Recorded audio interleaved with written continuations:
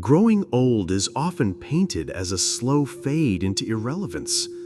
Wrinkles, slower steps, forgetfulness. The world sees them as signs of decay, but heaven sees something very different. In God's eyes, aging is not something to dread, it's something sacred. It is not the end of usefulness, but the unfolding of a deeper purpose. Proverbs 16:31 says, "Gray hair is a crown of splendor. It is attained in the way of righteousness." That's not just poetic, it's prophetic. Your gray hairs are not signs of weakness, they are the markers of battles fought and wisdom gained. We live in a culture obsessed with youth. Anti-aging creams, filters, fitness regimens promising eternal vitality. But the Bible never glorified youth over age. It glorifies faithfulness, perseverance, and the quiet strength that only comes with time. Look at Abraham and Sarah. God didn't choose them in their prime. He chose them in their old age. Their story didn't start winding down at 75. That's when it truly began. Moses?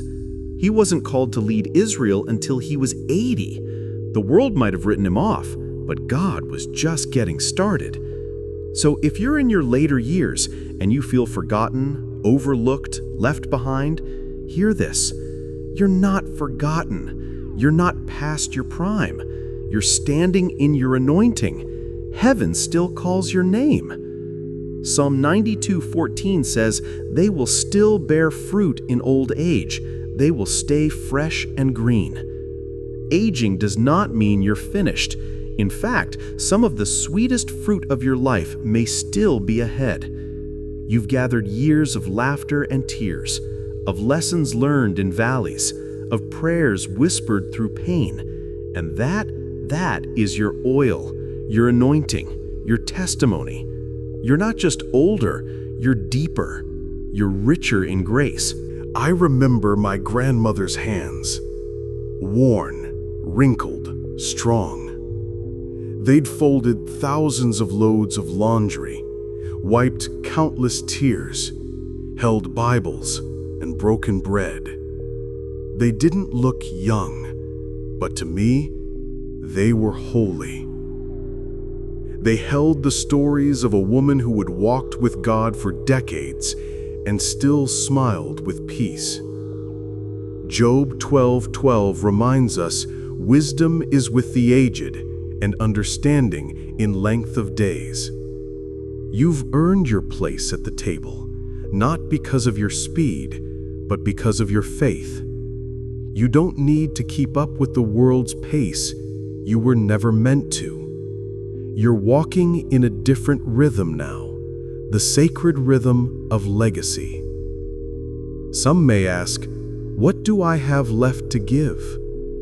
The answer? More than ever. Your prayers still shake heaven. Your presence still comforts rooms. Your counsel still redirects wandering hearts. You carry stories that the next generation needs.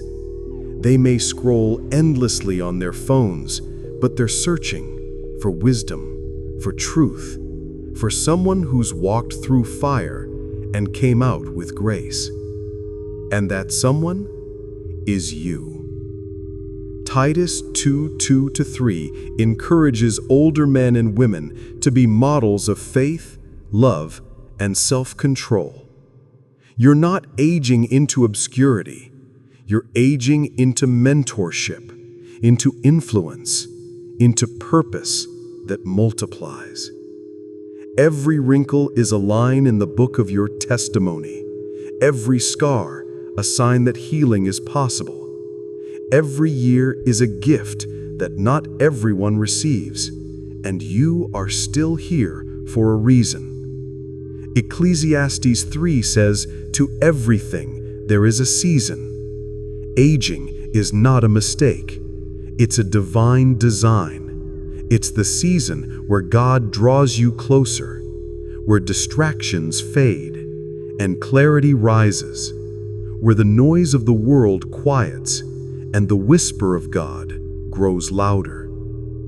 Even when the body weakens, the spirit awakens. 2 Corinthians 4:16 says, "Though outwardly we are wasting away, yet inwardly we are being renewed day by day." What a holy paradox. The older you get, the closer to glory you become. You are not fading, you are being refined. And then there's the legacy. Psalm 71:18 pleads, "Even when I am old and gray, do not forsake me, my God, till I declare your power to the next generation." That's the mission now, to pass it on. Your grandkids, your neighbors, your church, they need your voice, your endurance, your faith that outlasted the storm. Maybe you've lost loved ones. Maybe your body aches. Maybe you sit in quiet more often than you used to. But hear this: your life is not small. God is not done writing your story. If you still have breath in your lungs, you still have purpose in your soul. It may not look like it used to. You may not lead like you did in your 30s. But now you lead from presence, from prayer, from being the still point in a spinning world. So, don't count yourself out. Don't believe the lie that you're invisible. Heaven sees you. God carries you. Isaiah 46:4 says, "Even to your old age and gray hairs, I am He. I am He who will sustain you." Your later years can be your most sacred. You've spent decades building. Now it's time to bless, to speak life, to love with less fear, to live with more intention. You are not too late. You are perfectly timed. And one day, one glorious day, you'll hear the words you've been longing for. "Well done, my good and faithful servant." Until then, shine, love generously, pray boldly, and know that growing old is not a burden. It's a blessing dressed in silver.